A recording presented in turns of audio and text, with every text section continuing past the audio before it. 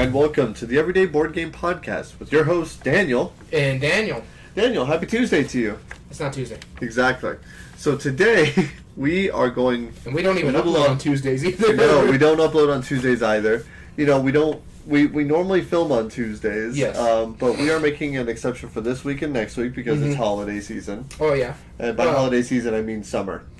Well, there's that too, and we're also making planning a trip for our actual recording time. Exactly. So we're gonna be doing that. We'll bring back the report on that next week. So stay in tune with us so you can join in next week and hear what we did and why we did it, and we'll tell you all the details. Also, for our followers who like to watch our live recordings on Twitch, again, we're recording right now on a Monday. Mm-hmm. Next week, we're also going to record on a Monday due to a holiday, an actual holiday. Here in America, it's Independence Day. That's right. So, again, if you just go to twitch.tv/everydayboardgames, subscribe or follow us. I think it's subscribe there. That way you'll get notified when we join on, and you can be notified to join us on one of our live episodes. Followers on Twitch and subscribe on YouTube. Okay. Follow us on Twitch. I don't even know anymore at this point. It's so complicated. Make sure you tweet at us at gmail.com. I mean, it's still there. I just don't use that Twitter account. Make sure you find our LinkedIn. And I don't have a LinkedIn. Life's complicated. It is very complicated. We have a lot going on, so... That's right. Hey, Luminous, thanks for joining us. So we're going to get into our episode today. Today, we thought this was an interesting topic. We wanted to talk about our favorite games from our favorite mechanisms. And what I mean by this is just not necessarily our favorite games, although I'm sure some of them will pop up because they're our favorite games for a reason. Mm-hmm. But what we wanted to do is we wanted to find what was our favorite mechanisms and pick out some of the games that really highlight that mechanism and explain why that is, why we like it, and this is a shining example of that mechanism. So how'd you do your rankings? I did it by my favorite mechanism on top, and my eighth is out of these eight are my least favorite. Yeah, yes. So out of my top eight, my 8 is not my least favorite, but it's just lower, and my number 1 is my favorite mechanism. There you go. Okay, cool. Yeah. So we ranked it the same way. Yeah, pretty much. I figured this was more about the mechanisms than it is about the 100%, games. Yes. So I wanted to rank, and the thing is, I even have my short list of mechanisms that I went through. I have a couple like 14. Well. I actually had more than that, but this is the top 14. I'm like, okay. And then I had to go through, like, would I play this over this? Yes. Would I play this over this? Yes. And I went through all of these to find out what is my... I knew what my number 1 is, because it's always been my favorite. Yes. So. Yeah, same here. My number 1 was easy, but my honorable mentions, or my short list... Yeah. There's two weird little caveats of why I didn't put them in my normal list, and I'll get to that when we get to it. Yes, there's so many mechanisms. I made like a top 20. I'm like, okay, well, I'm going to take this 6 off. My list here, my short list is the top 14 mechanisms. And it's because to the point where it's just like this way. It's like I had to go one through the other and be like, do I like this one more than this one? Do I like this one more than this one? Yeah. And how I numbered it. And I'm like, oh, there's my 8. We're good. Yep, we're good. We got this. We got there. Yeah, no, I completely agree. I looked through the list and I was like, okay, that's one of my favorites. That's one of my, and then I dwindled it down. But I only had 10 total. And so the 2 that I was like, oh, well, those don't technically count. That's when I did that. Okay, yeah. I had, like I said, I had about 20 or so. I only wrote down 14 because I'm like, let me go back to this, but let me get the ones I know for sure that I like. Yeah. Once I hit 14, I'm like, I'm not doing this anymore. I know these are the ones I like. I know my number 1's in there, so now I'm down to I have to whittle down 13 games. Right. So Luminous or anybody else who joins us in the chat, make sure you write down your favorite mechanisms and your favorite games from those mechanisms. Yeah. Awesome. So, but before we get into that, Daniel, what have you been playing lately? All right, so I actually have completely new games of what I've been playing lately that I have not talked about. Wow, like four brand new games that you've never talked about before. Other unless I mentioned them in passing and stuff like that. These are all relatively new to me as well. You know, same here. One of them is, I have talked about it, but more so because it was filled of shame, so to speak. Oh. It had been on shame for a while. Yep. But let's start. Slightly less shameful. It's just for the moment. Yep. So moving to my first one, though, I want to talk about is one that you've been trying to get me to play. And I got a copy of it when we did our all-day gaming at Zia, their tabletop day at the local game store.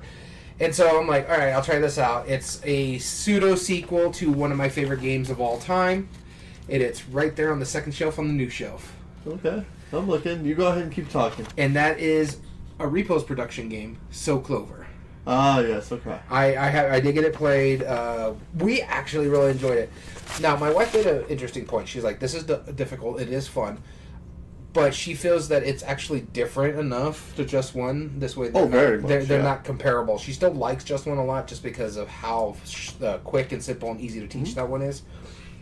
But this one was great because one of my favorite things of this one is like you get just two. You take a thing of cards and you put them in your Clover, and you get two words that have nothing that you're like, okay, how the heck do I like? One of the things I had like tile and storm, and I had to make a stretch and put tornado because it destroys houses that have tile in them, and it's a massive storm. Luckily enough, the other words actually made sense on the other side. So they're like, I guess this has to go here. But my favorite that I used, I had triangle and boss. Mm-hmm. And both my wife and one of my friends, his name is Angel, are huge Legends of Zelda fan. I like it, but I'm not as big a fan as them. Yeah. So my clue was Ganon. This is an awesome clue. I would have gotten that right. Yeah. And so they're like, okay, these go here.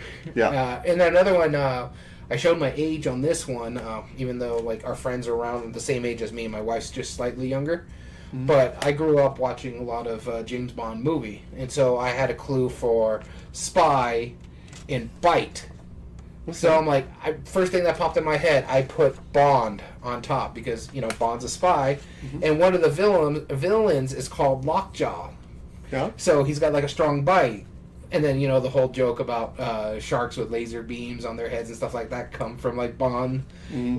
So I was like, okay, maybe they get it. They had a hard time on that one. But So Clover. Very cool. First one I wanted to talk about. You really like these designers, and you like what they do. We played a game from them not too long ago called Roll for Adventure. This is Matthew Dunstan and Brett J. Gilbert. Yep.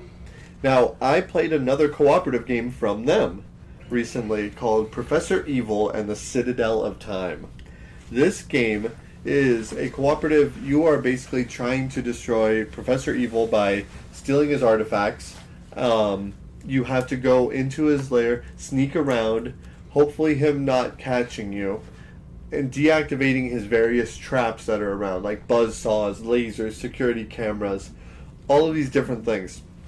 It's very difficult, and the way it works is that you have a number of actions. You go into the spot, you can either unlock a door, you can flip one of the action tiles off, or you can use a special action, or you can gather the artifact if all of the things are off. Okay. So, for example, there's like 4 saws, I think. Or no, there's 3 saw traps that they have. Okay. In order to get one of the items that uses that, mm-hmm. you must deactivate all of the saws, plus any other symbols that they have on it.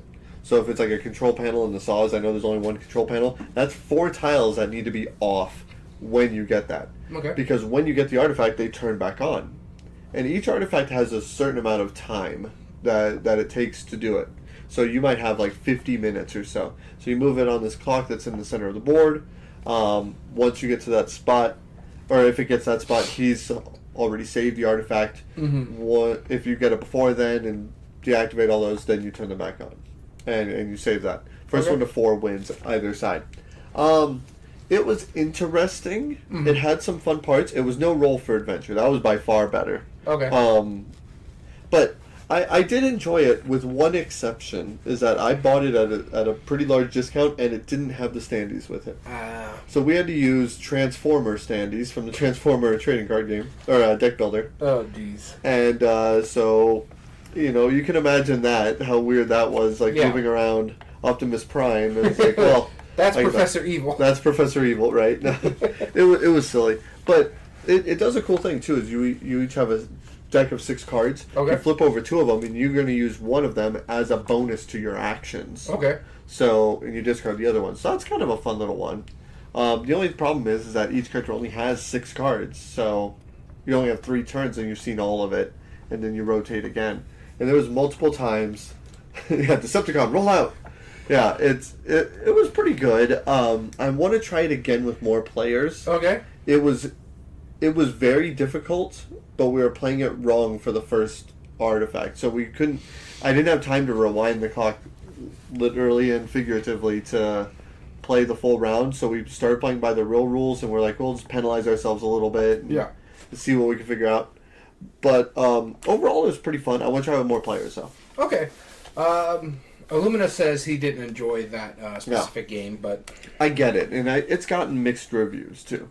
That's what you were telling me. We were talking about it last week at game night. You were saying how you were talking about how you didn't get the pawns and you wanted to get it tried out. You actually were mentioning that might be one of your picks. It might. We'll have to see, but it's definitely one that I'm considering. All right. So before I move on to my next game, for our game night, I'm just letting you know that when your next pick would be. Mm-hmm. I'm probably not going to be... Well, I can't host because that would be the day after 4th of July, and we're going to El Paso to watch Hamilton. Yep. And then our mutual friend Gamehead Geek might not make it. Okay. So you could host it if you want, like you and Dom hang out and play games, but we'll move yours to the following week. Okay. Sounds good. This way, it's still fair. Sure. Yeah, no problem. My next game here is actually another one that you recommended highly. But I don't even know if you've owned this one yet. You were saying you were going to buy it. You played it at Gamma. Oh, okay. I highly recommend... Okay, so it's fairly new. It's fairly new. It's a 2-player only game. Really? Hold on. Sky Team? No. Okay. All right. I was like, that's not out for a few months. How did you get it? It's one of my favorite lores, Star Wars.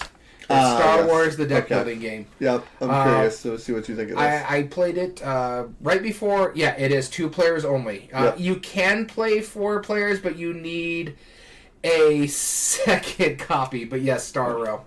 But it is. I really do enjoy it. I like how you set up the row to, like, if it's a dark side thing, they face the dark side of player. If you set up your, if you're playing the Rebels, it sets up to you. If it's neutral, just where everybody can read it. Mm-hmm. I do like that aspect because you're just like, I have all this attack power, but I can't really touch his ship, which is blocking his planet, because the whole goal is... ship, by the way. Yeah. Their star ship. Their piece of ship, I swear. You can't attack it, but he's got a guy in there that I can attack, so let me take him out, get the reward off that guy, and take him out of the deck. And it's very simple. You just have to destroy your other bases, or your other opponent's bases 3 times. 3 out of 5, basically. First of 3 wins the game immediately. It's good. For a 2-player game, which won't probably get played a lot, I was like, you know what, I got to try this one. I've heard the reviewers, you thought highly of it at Gamma. I really did. And I was like, okay, you know what? I'm going to try it out. And I played it against our mutual friend Dom. It was really, really good. Yeah. And I noticed something that they were doing in there, too, that is actually very thematic. I had an early start because I was playing the Empire side. Sure. Which means I got a lot of power. And then with the way the deck came out, too, I got a lot of things that went well for me, like my starships and stuff like that. The destroyers. Protect my planet and actually take some good shots at him. I took down 2 of his planets before he took down one of mine. But the way his cards work, like if you have this card... Ramps up. He ramps up. Like if you have this card, and then this card can do this, and then this card can do this, give you a little bit more power. So like if you have things like Poe, if you have... Oh no, it's the one from... Kassan? I can't remember who it is. It's from Rogue One.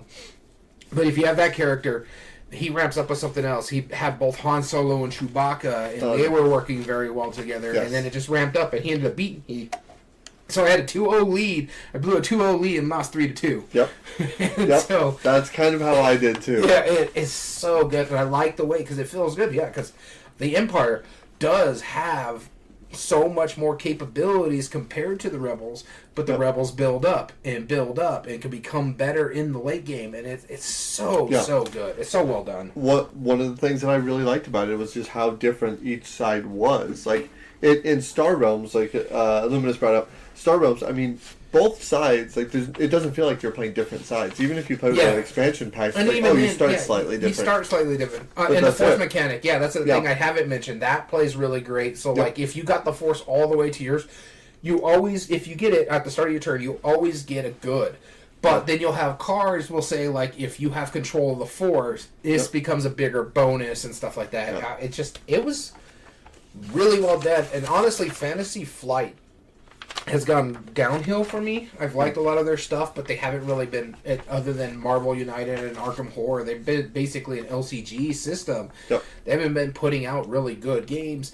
And then they go and throw this and then randomly it's like, hey, we have this, we built a deck builder, but hey, here's our new CCG Star Wars. Instead of really pumping the deck builder, which is an amazing game. Yes. It's probably one of the highlights I've played this year so far. But it's not collectible. No. That's the problem. Yep. And it's not even Fantasy Flight's fault. It's Asmodee's fault. Yeah. Well, it could be, yeah. All right. Well, no, it's just because or Fantasy Flight lost a lot of their good licenses. Like, X-Wing moved over to a different company. Armada moved over to a different company. Right. So, my next game that I wanted to talk about, I was checking to see if it was still on your shelf of shame. Which it is. My shelfie? No. I haven't played... Oh, no. Have I played my shelfie yet? Oh, Living Forest. Living Forest. I played it twice already. I'm willing to play it a third time. We were going to play it on Saturday, but we spent most of that time in a pool instead.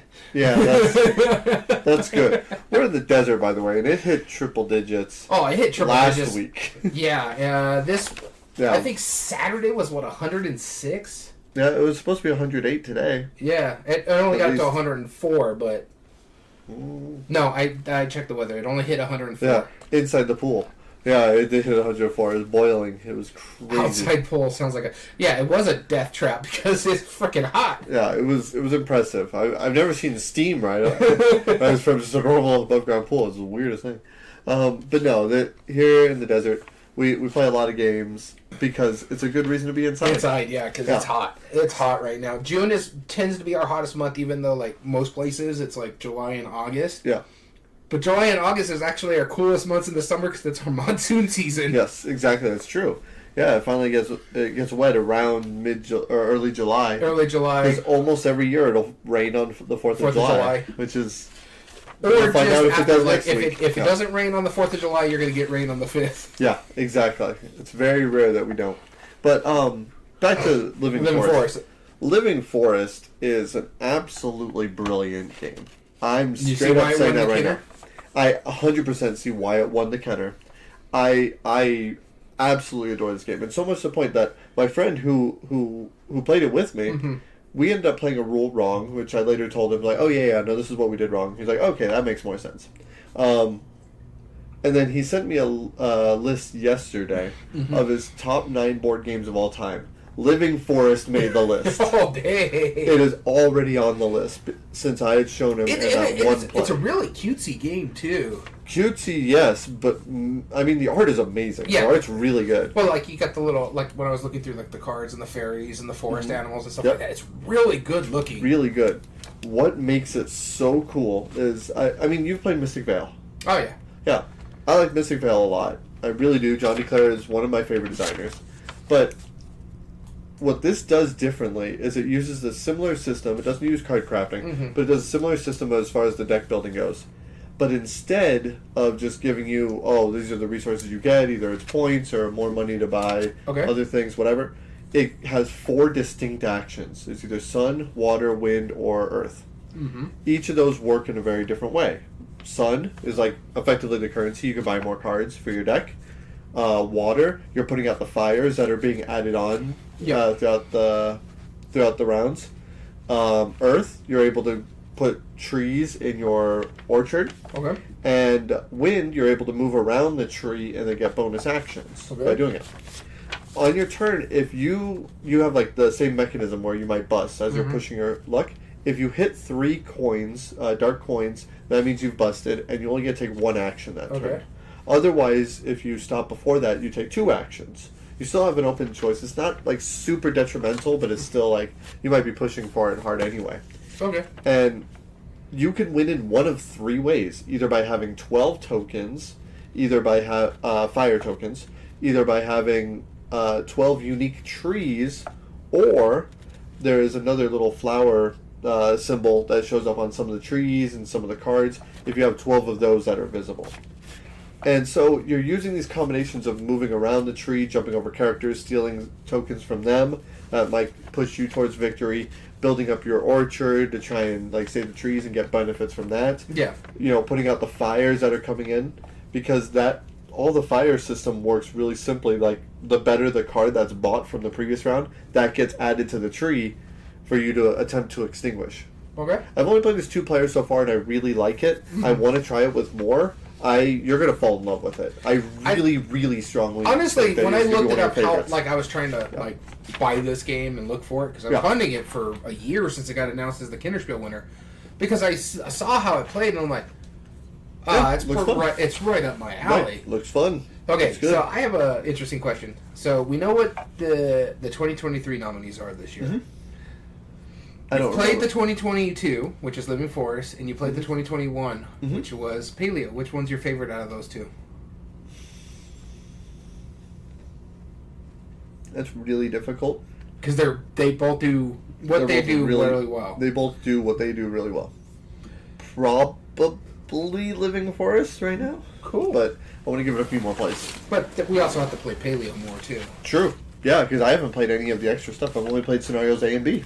I've only played scenarios A and B. Well, Kinder is the kids. Kinder is the gamer game. Yeah, I think kindergarten. Kinderspiel is the young kids game. But yeah, Living Forest was just fantastic. I know you're gonna. I do a pretty good job of knowing how gauging your games and going. And it's not just that. This is a Daniel game. I feel like you're gonna like when you play. You'll be like, dude, like I know what you're talking about now. Like it's really solid. All right. So speaking of Kinderspiel, this is a Kinderspiel nominee. Illuminous this year. This year, Illuminous just mentioned it. My next game is Challengers. We both played it as a 2-player aspect of it. Yep. I also played it on this past Saturday with the wife because they just wanted to play something pretty simple. And I'm like, I got the game for you for simple. It's basically War, that old card game that you played as a kid where you just split a deck of cards, you flip it, whoever has the highest number wins that pot until someone gets eliminated. This one you play over 7 rounds.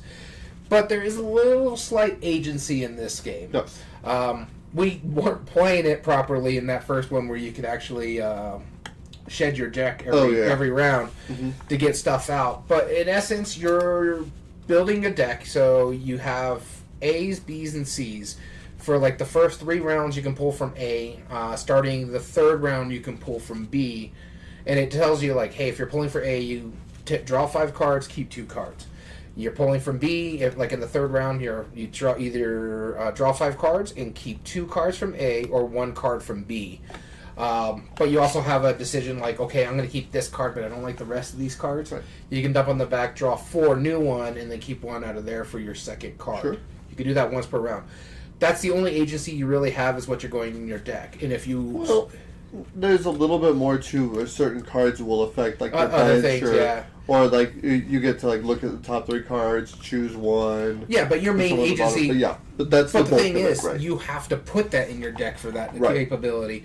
Some of those cards are just like, hey, this is worth 5. Because what's going to happen is once you're done with the card phase, you're going to go into the challenge phase, where you're basically playing capture the flag. You flip over a card, you capture the flag. The next person flips over a card, and they have to meet whatever your card is. So let's say I have a 3 and you throw out a 1. Well, you can't capture the flag, so you got to keep playing another card. The card that's on top ability triggers. Some of them, like if you play one that says, hey, look through there, look at 2, put 1 on your bottom, put 1 on your top, that will trigger. But it's most of the time it's just like, hey, this is a +1 if it has the flag. Well, it wasn't the one that captured the flag, so it doesn't matter. Once you do meet the threshold or go over the threshold, all the cards you use, tuck on top, whichever one captured the flag is the only one I have to beat. So if you have a 3 there, then I just have to beat a 3. Yeah. If it's a 1, which added up to 3 to the rest of your cards, you just slide them over, and now all I have to do is beat a 1. But I like how it kind of works because you have to be smart at how you're building your deck and shedding your deck. Mm-hmm. Because you only, every card that gets the flag taken away from them go onto your bench. Same type cards could be stacked on top of each other, but every card needs its own individual spot unless they're the same type. Like if the starter deck is newcomers, there's 3 of those in your hand. You can stack all your newcomers on top of each other, but if you run out of room on your bench and you got no more for your people, you lose the capture. If you cannot capture, then you lose the capture and the other person wins. That's the 2 ways to win a challenge. You take a trophy, where each trophy has randomized points. So if it's the first round, I think it's like 1 to 4 or something like that. Something like that. In the 7th round, it's between like 6 and 9, some region like that. It's fine as a 2-player game. The only difference as a 2-player game is that all the points are open Visible, information for everybody. So like if your trophies, you keep them hidden. If you get fans based on cards, because that's what the points are called, are fans, mm-hmm. They just go to a pile. People kind of see what you have, but they don't know what you have in the trophy. In a multiplayer game, all that information is hidden except for the fans that the little star points you get. And 2, you actually change seeding over the 7 rounds. I see. So like if I'm facing, let's say Dom in my tournament, and you face Gamehead Geek, how it works, and it holds up to 8 players. Once that's done, then you flip to whoever has the highest trophy ends up starting, and they start the capture. If they're tied, then you just flip the flag, and it tells you who's going to be the capture. Mm-hmm. And you keep doing that through 7 rounds. I would actually really enjoy this game at 8 players just because it plays so quickly, and there's a bunch of laughter. At a 4-player game, it was fun. Yeah. And it played relatively quick. We did it in about 20 minutes. Oh, yeah. When you and me were doing it, we played 2 games in less than an hour. Yes. Yeah, and, that first game, I mean, you absolutely decimated me. Yeah. And I remember saying to you, it's like, this is stupid. This is a dumb game. We got time for one more. I'm fine with that. Like that's 100% my style. No, this was cool. I mean, it was good fun. I get why people who don't like it don't like it. Yeah. I totally understand. You don't have a lot of agency in this game. It's literally war. Once you shuffle your deck with your new cards and put it down, you can't look into your deck unless your card tells you can. Right. When you take a card, unless it tells you to reshuffle your deck, you put it all back in its exact order. Yep. So you have information. You know what's coming up because you looked at your deck. I'm putting this one on top, and I'm boop. All right. Yeah, that's right. And so you have to be smart at how you're doing something like that. But it's so simple. It is dumb. It's fun. Because I had a rubber duck beat a, a skeleton or something like that? Yeah, something ridiculous, yeah. And then it was a big rubber duck, though. Yeah, it was a big rubber duck. And then there's T-Rexes, depending on which cards. My only problem with it is, yes, we're talking about challengers. I just recently played that one. It's stupid fun, mindless fun. I love it a lot. Yep. Though, I will say this, it should be nominated for the Spiel des Jahres, not the Kinder. I agree with that. Alright, next one I wanted to talk about was a game that I was very, very excited about when I heard. I demanded that my boss order it so I could buy it. This is based off of an IP of a video game. Yes. I was excited about a video game IP. The only one I could think of... Well, no, that is not even out. I think that went to Kickstarter, so... I'll give you a hint. It's a very old video game. Skyrim? Nope. Whoa, I'm talking old. Old? Nintendo. They made a Nintendo video. The only ones I can think of as the bad ones is like Mario Kart and stuff like that. This is from Trick or Treat Studios. Okay, I'm intrigued. Yeah, Shadowgate, The Living Castle. Oh, God, I haven't heard about that one in a long time. Yeah, Shadowgate. The original point-and-click, like, one-player, like, old-school point-and-click adventure. I was a huge fan of this video game growing up, and they made a Shadowgate Living Castle board game. Now, first off, one of the big things you need to know going into this is, have you ever played Shadowgate, the video game? It's been years. I haven't even thought of Shadowgate since I was... You better believe we were listening to the soundtrack. Like a teenager, in all honesty. Yep. So here's the thing. When we were playing it, we're listening to the soundtrack. They did remaster for the PC. I've already downloaded it and played it. It's awesome. However, it's known for its kill count. It is incredibly frustrating if you don't know that going in. So, very often, you might get death cards. That doesn't mean you're eliminated from the game. That's literally just a minus 5 points at the end of the game for each card. So you'll be going through three rounds. During the first round's deck, the first set of quests, you can unlock the second, and then from the second you can unlock the third. Once all 3 stabs have been acquired amongst all the players, and then you have unlocked the boss, you can fight against one of the bosses. And they normally have about 50 health, and they have different abilities and whatnot when they attack you. But basically, you're completing these quests by either trading in items, doing different skill checks, basically, and competing for experience points. Okay. The most experience points at the end of the game wins. Now, this is unlike other ones. Like I said, roll for checks and whatnot. It's not really. Like, for example, if I have, 4 mind... Yeah, and the art is amazing. It's not this one. No, that's not that one. Maybe it's... I don't know what that is. Well, it's Shadowgate. The living... Shadowgate, one word. The Living Castle, yes. So, the art is phenomenal. I love the art on this. It looks like the video game cover. Yeah, it really does. And all the cards have their own little rooms. Based off of, like, the newer art, you have all the different characters that have their own abilities. You're equipping different kinds of items.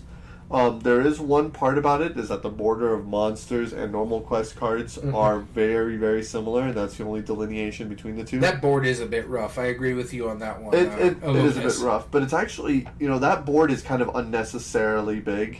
But no, I get what you're saying. This whole area is just open for the art. Like, there's no... Like, that picture, it's cool. It is hugely unnecessary. It looks pretty cool. So, if you're an audio listener, you should look this up. It actually looks pretty cool. Yeah, if you like dark, creepier looking art, like, it's not gruesome, but it is dark.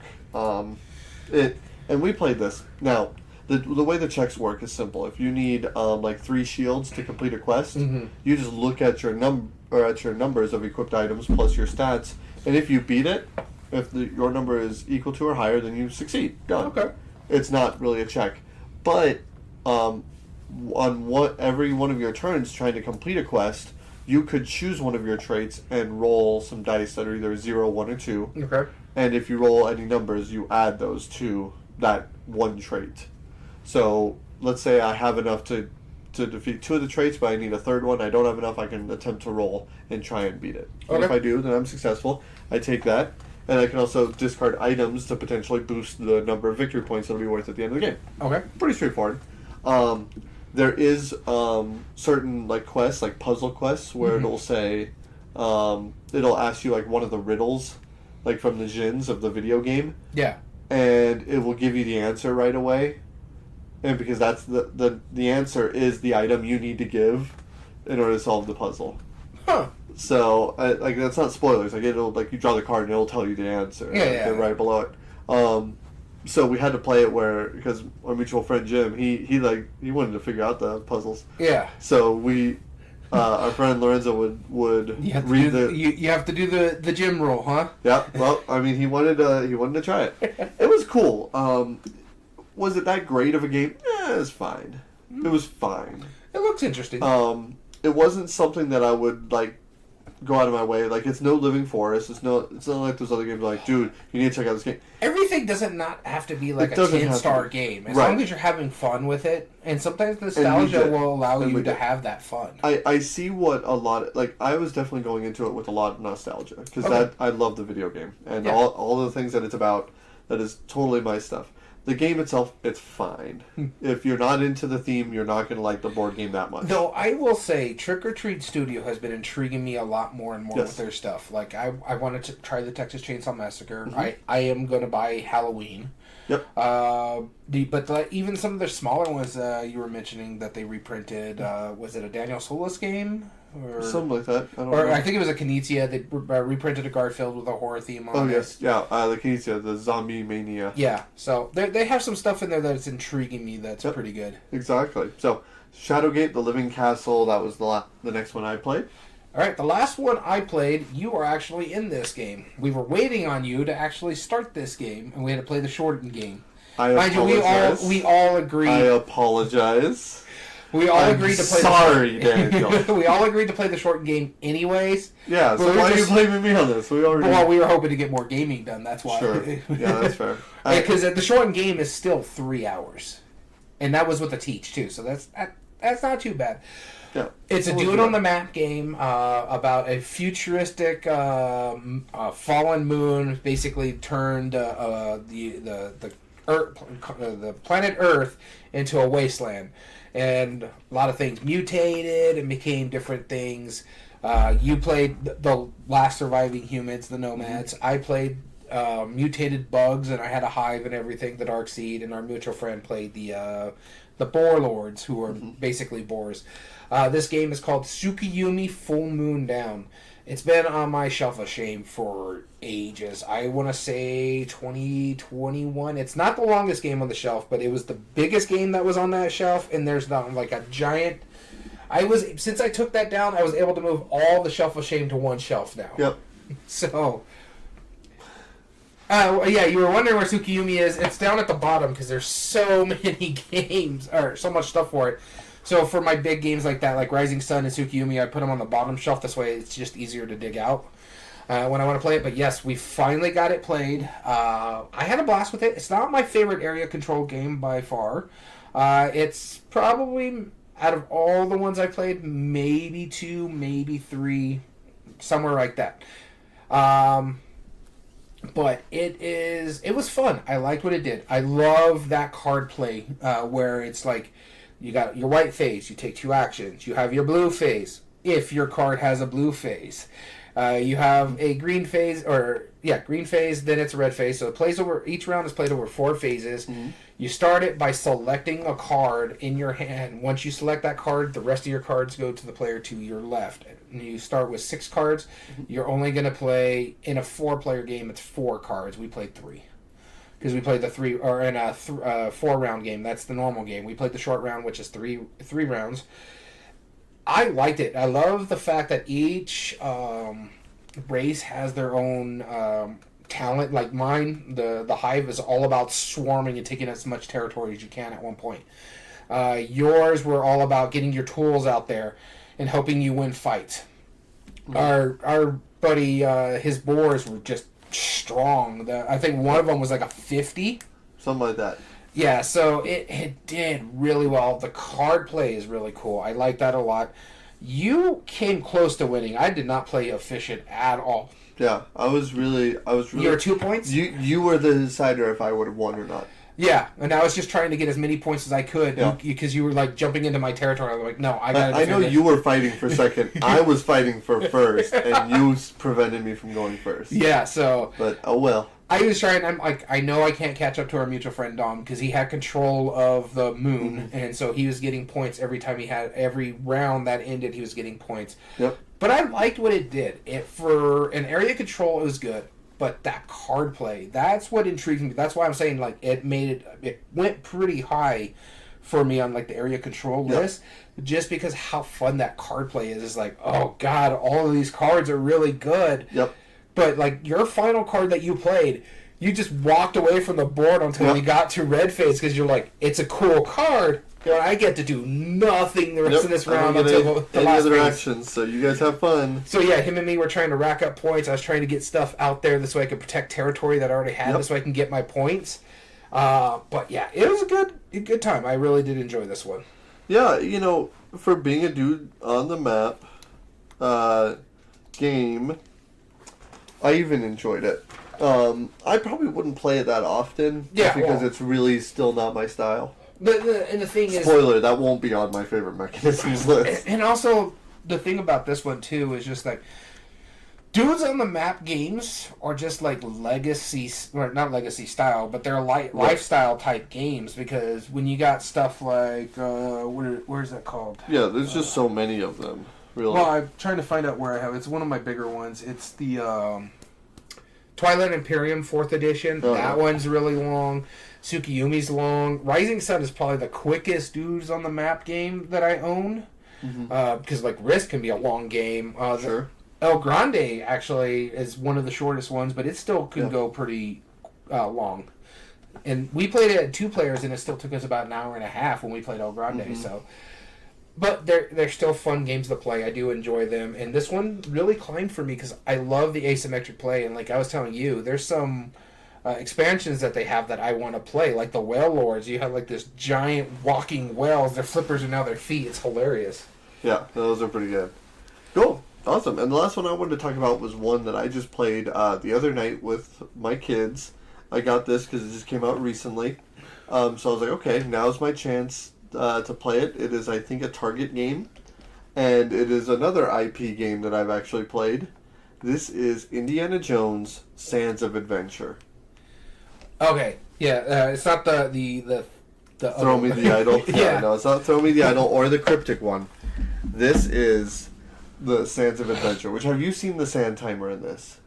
Yeah, it kind of rocks. Yeah, it has 2 little like baskets on it. Yeah. So it's like Uno in a way, where that's not too bad. Funko did pretty good with cooperative Uno with what is it called? The Sanderson sister one. Right. Hocus Pocus. Mm-hmm. But here's what they did. Oh yeah, on the wall. Oh, Space Base and Gizmos, amazing games. They're both good games. Yeah. Yeah, so this game, the way it works is simple. You're just trying to get the right cards to play. On your turn, or when it gets to the second phase, I'll explain that a little bit more in a bit. You're playing basically real time. You're trying to play your cards as fast as you can. Because you're trying to play hit cards specifically. Hit cards just have any of the 4 characters just like swinging or punching or whatever, right?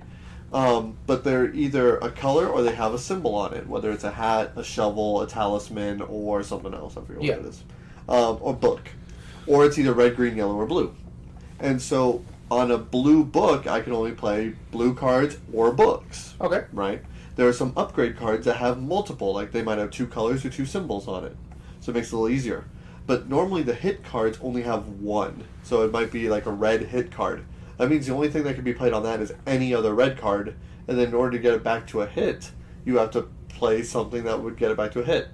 So, like, if I had another red hit, I couldn't just play it on top because it doesn't have a symbol. So I can play a red shovel and then a red hit again.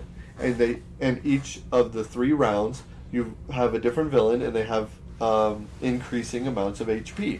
Okay. The way you win is by defeating the final villain. You can lose to the first 2 villains. That's fine. It'll just give you a penalty in the future rounds, which we did for all of it. We lost every 3. All 3 of them. It wasn't even close.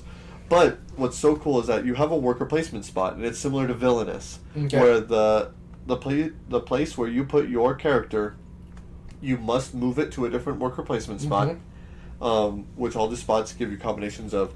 You may play a card, or you may draw 1 card, or play 2 cards, or draw as many upgrades as you want, but if you get 2 of the same color, you have to discard them all. Different ideas like this, right? Yeah. But it's probably Funko's way of taking that mechanism back because they don't have the rights to Villainous anymore. Exactly. And then at the end of it, and it's more to it, it's everyone's playing on the same board. Yeah, that's what I'm saying. But and each spot has an A and B, too, which has different ways to manipulate stuff.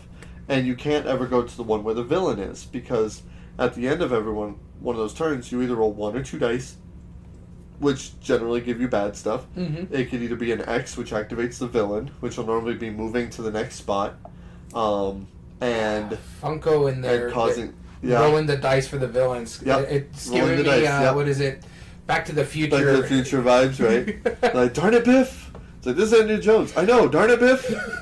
No, if each villain works differently, so if they move onto your spot, they'll normally cause a penalty. But more than likely, you'll be rolling either small or large gems, which you have to place into the top basket. Okay. At some point, you will see the basket. This is one at a time. You're playing casually. But at some point, that timer is going to be weighing so much on the top basket that the timer is suddenly going to swing down and flip, and that timer starts going. At that point, you immediately start playing cards. Yeah. You play as fast as you can, play as many as you want, and then draw a card at the end of your turn. Then the next player, do it again. But there are snake cards. During the regular round, I'll get back to that here in a minute. During the regular round, if you draw a snake card, that's just one of your draws. Oh well, you don't draw back up. You just discard it and sucks for you, right? Yeah. So if I draw 2 cards and they're both snakes, well, that was it for my turn. No benefit. But during the fast round, the timed round, when you hit a snake, you have to start rolling a die, and 2 of the 6 sides have a torch on it. Oh, God. And you have to speed roll it until you hit a torch. Then finally the next player can take their turn. Oh, jeez. And so there are upgrade tiles where you can ignore Yeah. a snake. There's ones where you can play any card, stuff like that, right? Or you can interrupt another player's turn. Again, Back to the Future vibes. Each of the characters have their own special ability. Like Indiana Jones can go into space with the villain. Mm-hmm. I forget her name, but the female protagonist. Well, it's just like, which one is this based off of? This is The movies. That narrows it down. There's 2 females. Raiders. There's one for so the first one. Yeah. Okay. Yeah, so this is based off Raiders. Okay, I don't remember her name, but I was like, there's a whole Miriam? different. I think it's that one. Yeah, Something because like there's another one for Temple of Doom, but that's kind of a prequel to. Right. Yeah, no, her ability is you start each round with more cards than the other players. Like, you normally start with 4, she starts with 6. Mm-hmm. So just different things like this. Really exciting. Mm-hmm. Like, genuinely, my kids, when we finished playing, after losing, both of my kids said, Dad, we honestly thought this was going to be pretty boring. This was awesome. They wanted to play it right then and there again. My teenagers, who don't even care to play games with me anymore, Only who went one was in a with a teenager, preconceived right? notion. Yeah, well, yeah. The Who went in other with one acts as a teenager. She's drama enough, yes. They went in with a preconceived notion of assuming it was boring, learning a brand new game of an IP that they know nothing about. They've never That's on you. That's on me. I will admit that's on me. I didn't watch it for the first time for like 5 years ago, too. So I know it's on me. But knowing all of those things against it and that they still lost and had fun, that says a lot. I can highly recommend this game. Cool. This was really a phenomenal experience. I do want to try it. Yeah, I will bring it. It was, I think, would like it just because it's not complicated, but when that timer flips, that suddenly it gets so exciting. Of you're just dumping cards as fast as you can. Let's go! Roll it! Yeah, it was fun. Now, going back to Illuminous. Yes, Furnace. Awesome engine builder. It's really good. My And it's gosh. quick. It's so quick. Basically, you play in 2 phases. You're betting on things. You're betting on things, and then you go into the phase. Your engine's firing off for the next round. Basically, you're trying to get all the resources to buy your points at the end of that round. It plays over 4 rounds. It's quick too. Yeah. Yep. Very quick. Before we get going into our topic, I just want to go up a little bit because Illuminos actually put his stuff out. Here we go. So for his favorite mechanisms, favorite games from favorite mechanisms, hand management, betting, bluffing, take that for him is Mind Bug. Okay. For hidden roll I still want to deduction play Mind Bug. I is really do. Blood on the Clock Tower. And that's one I want to try too. I had a chance to buy it in one of the stores. It was on the shelf, and I considered it. I strongly considered it because I'm totally for that. I like that style. I don't like social just deduction fine. stars. It's not on my list. Spoiler again, but it's not one of my favorite mechanisms. But I like it. I like it. That's pretty bottom well. of the barrel for me. Yeah, I know that's one of your deduction. least favorites. I but- can't. Oh. Yeah. So, and also before we begin our actual list, I wanted to talk about my short list and bring up the 2 and why these mechanisms didn't quite make my list. First off, I put Mancala mechanism. And the reason why I decided not to include this as one of my top 8 is because my favorite example of the Mancala mechanism is Mancala. It does very few games. I mean, there's a little bit in in Crusaders. It was a little bit in Trajan. Mm-hmm. But really, Moncala does the best one. And when the mechanism is titled after the game itself, yeah. That's kind of, it goes without saying. Hey, good one. Yeah, thank you. Thank you for joining us today. The other one that I was going to talk about is my mechanism. I chose stacking and balancing, and my game was going to be Rhino Hero. But really, and that's only because they separated it from other forms of dexterity. Yeah. I like dexterity a lot, but that was not technically one of the categories. Mm-hmm. And so I would love almost any dexterity game, but because that's not as defined on Board Game Geek, that's why.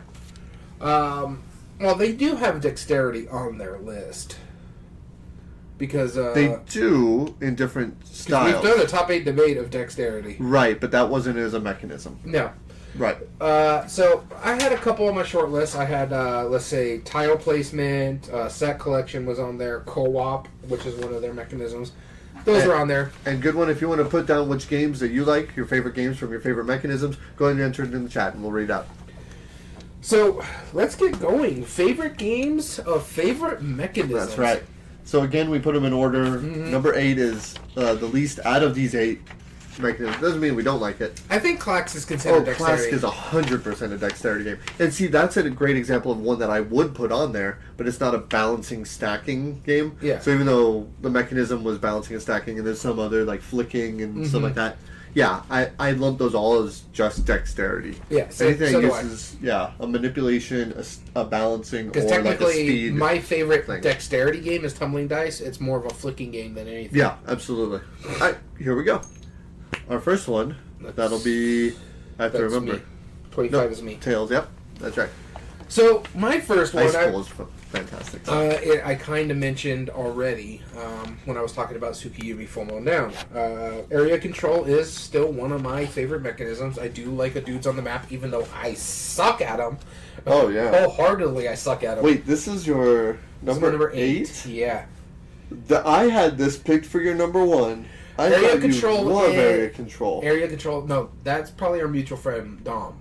Area control is one of my favorite mechanisms, but it is more on the back end of it than it is to the top of this list. And this is Rising Sun. I do love everything that Rising Sun does. One, it's quick. It plays over a certain amount of rounds. You do a tea ceremony. You basically set up yourself for a partnership, but you're not beholden to that partnership. Because there's a thing in there that you can choose, be like, okay, I'm breaking this, and then set it all up for yourself. You lose honor for it, but sometimes it's good to be low honor because some of those Onis need you to be like lowest on the track of honor and stuff like that. I love the variability with the monsters. You can change out cards. You can change out the monsters. You could kill your troops to lose a battle. It's basically their version of the Loki mechanism, the seppuku. So it'd be like, you know what? I'm just going to have an honorable death. Screw you guys. I'm out. Yep. I'm not a huge fan of bidding. You know this is not one of my favorite mechanisms. It does it well in here because you have like the blind bidding, but you have like a decision to go across the board. It's like, okay, do I want to put it all over here or do I want to put it in like seppuku? It was similar to like the Dungeon Pets too in that same aspect. Yeah. Like who you say it's more action selection than it is bidding. In essence, yeah, because you want to be the one that has highest there. You still lose your coins and you give it to the other players. But when you win that one, you give it to the other players who are also in that battle. Yeah. This way, if they go later on the track, they'll have more coins. So it's quite interesting how this works. Because it's all area controlled to get the most points in certain areas that are only going to score for that specific round because you're also trying to get different tokens and stuff like that because they're going to give you points. It is by far one of my favorite games of all time, and this specifically for this mechanism as well. It is my favorite game, just because it does so many little minutia stuff really well. The bidding, the tea ceremony, it basically made diplomacy fun. Yeah, it really did. I mean, the first one that did that was Game of Thrones, let me tell you.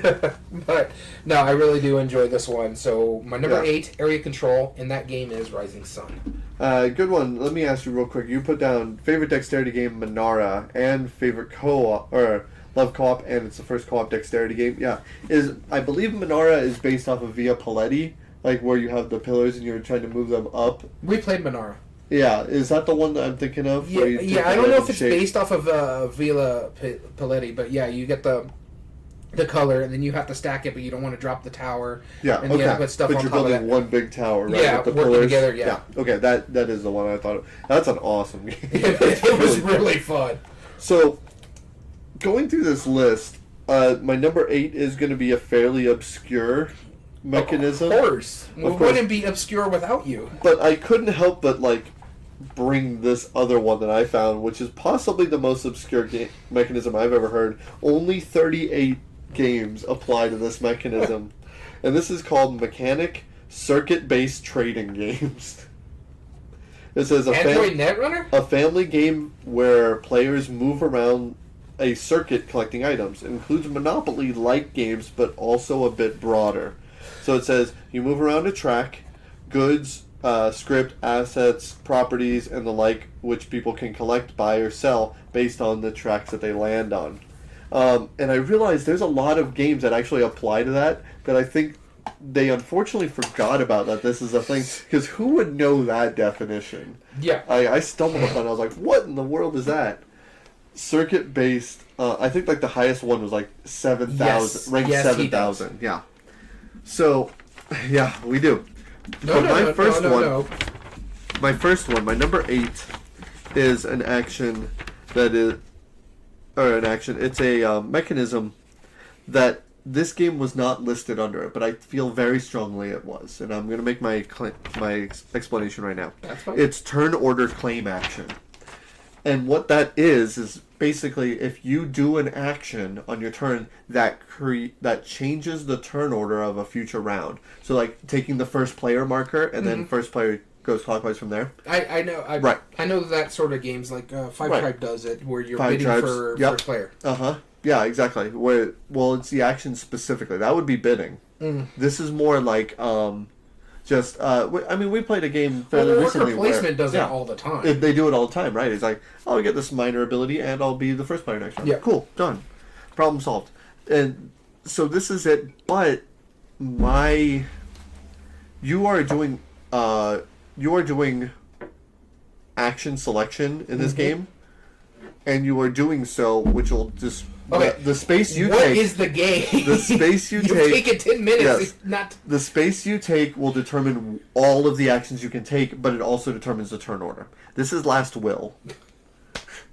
Took 10 minutes. You didn't even know the game anyway, so it doesn't matter. No, this is Last Will, the one where you had to get rid of all of your money before everybody else. It's a Vladic Chvátil. I know the game. I just haven't played it. Right. So there's a track of different things you could do on your turn. Okay. But where you go at the beginning of your track determines what turn order you're going to be in, but it also determines what actions you're going to take. So generally later in the round, it's better actions, but you're going to get fewer choices. Okay. So I feel like in a way that does technically count as turn order, claim action, whatever. Random stuff. Yeah. But I wanted to talk about Last Will because it was a good example of it, and it incorporates a lot of mechanisms that I'm going to be talking about later on. But Last Will, that is my number 8. Okay. The rest are normal from here, I swear. Hold on, let me double check. No, Yes, they're not. yes, the rest are normal. That's the weird one. Got it out of the way. All right, you'll be starting us off. Yep. My number 7 here is. Also, I think it's one of your favorite mechanisms. I know it's one of your favorite games. I just don't know if it made the short list onto this list here. Let's find out. It is it is the oldest game on my list here. I didn't even look for it. I'll give you the name, and I'm gonna have you guess the mechanism. Oh, my oldest game from the 90s. My oldest game. This is 70s or 80s. Wow. Okay. Designer's name is Sid Saxon. Okay, so that's probably Can't Stop. Which is Push Your Luck. Yep. Yep. That's exactly what it is. My number 7 favorite mechanism is Push Your Luck, and my favorite game out of that is Can't Stop. I don't own this game. I want to own this game, but I love a lot of Push Your Luck games. There's quite a few that we've played. I love it when they incorporate it in other games, like Mystic Valley you mentioned. They have a little Push Your Luck aspect to it. There was another game you just mentioned that has Living Forest. Living Forest has it. Yep. That was one of the reasons why I was like, I want to play that one. Yep. So, this is such a good game. Can't Stop is I think one of the first press your luck games, push your luck. Like blackjack, right? Yeah. Outside of that, outside of just traditional card games, but yeah. how simple this game is basically you're rolling dice to move your pawns up. Mm-hmm. It's harder to move the 2s and the 12s because you're not going to statistically you're not supposed to get those up, and you can keep rolling as much as you can, but you have to always push something forward. And so it just does this so well, so simplistic. It is, Illuminous. Lost Cities is press your luck. There's some bad games in there, but but this is by far one of the best, and it's the reason why it's my favorite Push Your Luck. I don't think anything I've played Push Your Luck style has surpassed the simplicity and just the fun that Can't Stop is. And I remember the first time you ever showed me this game, we were eating at, I think it was IHOP. Yeah, it was IHOP. We busted out this big, giant stop sign game. It was you, me, and my wife. No, wait, it was Village Inn. It was the one on... oh, yeah, that's on the one over there by the Target. Yes. And so we just busted it out, and we just started playing it, and we were just having a blast. Yep. And the waitress came over, and she's like, that looks fun. Yep. Everyone there is... Yeah, and Bullet is another good Push Your Luck. Yep. I actually have a copy of somewhere on this shelf over here. Speaking of which, I have to pull it off my shelf because I have to take it somewhere. That's right. My number 7 is... It's the broadest term of all of these. And I picked the game that I feel does it absolutely the best. Because I love classic style card games. And most card games do apply to this mechanism. I swear to God, if you put your own game on this list, I'm going to smack you with my clipboard. I did not put any of my own games on this. Because I feel this game does what I do better. The Scout. And the mechanism is hand management. Because it is so... Bias alarm!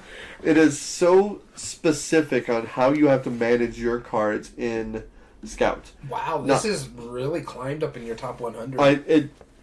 Because I love card games where you have to plan the right stuff. You have to know when to play. You have to know what cards work best when. Yep. And not only can you not change the order, not only is this ladder climbing, but if you can't stay in the round, you take a card from somebody else and insert it somewhere into your hand on either of the two sides. So it's a multi-use card system. It is so brilliant. The way you have to think to play this game is just... Oh, you can't find a copy? They're at Barnes & Noble now. They're very common at Barnes & Noble. But Scout, it is so fantastic. It took a lot of things from a lot of card games that I've really enjoyed. And after my first couple play... I'll buy one and send it to you because I have like 10 at ours. Yeah, it's so brilliant. I need to stop looking that direction because I keep stopping my sentence. If you like classic style card games like Gin Rummy, if you like some of the new stuff like multi-use cards, if you liked Delt or Crisscross or whatever Honestly, it's called. I don't think I saw Scout on the multi-use card list. No, I don't think it was on the multi-use cards because functionally it's only the one. Yeah. Because they're split cards. But the fact it is on hand management, and that's why I picked it because I think it's a brilliant example of that. All right, sounds good. We'll get with you in a little bit. Yeah, we'll discuss details afterwards. All right. All right, that's it. Moving on to our number 6. Okay, number 6. Me. You got it. Number 6. Now, I'm scared to catch this coin right now. Like, I mean, there's 3 other choices over there. Yeah, but this is cooler. I don't know. That's a Frosthaven and a Return This to used Dark... to be the big coin. This is now the big coin. All right, so my number 6 is, again, like I said, this is pretty much... I think there's only going to be one surprise on my list. This one is one of my favorite mechanisms, but it has been cooling off for me, especially since... There's games that are coming out that are like the hybrid style with this mechanism and another mechanism, and you see it quite a lot. This one is deck building, and I specifically went straight deck building.